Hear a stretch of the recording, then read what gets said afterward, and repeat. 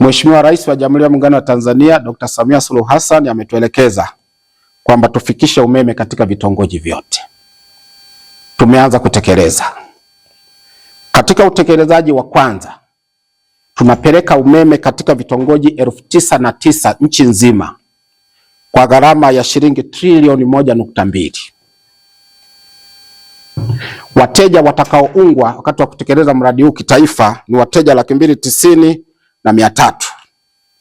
Tukikamilisha hii tutakuwa tumebakiwa na vitongoji 13,912 ambao sawa na 21.62% ya vitongoji vyote nchini.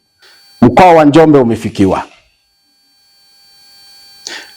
Taarifa tulizonazo hapa ambazo tunafanya pamoja na wenzetu TANESCO ndizo hizo alizosema kwamba mkoa wa Njombe una jumla ya vitongoji 1833.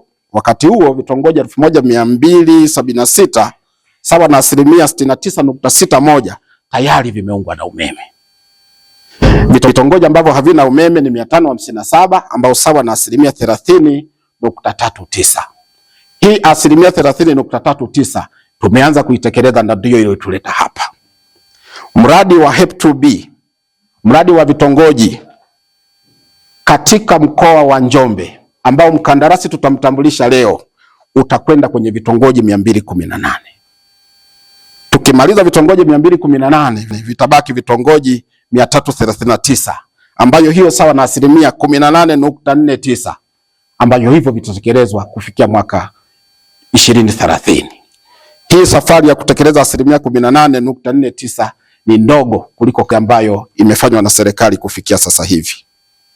Katika mradi huu wa vitongoji 218 tutaunga wateja wa awali 7,640 katika mkoa wa Njombe. Gharama ya mradi iliyotengwa na serikali kwa mkoa wa Njombe ni bilioni 24.9. Mwape fursa wazawa, fursa za kazi kule ambako kama ambavyo amezungumza kiongozi kwamba kutakuwa na magenge kila jimbo.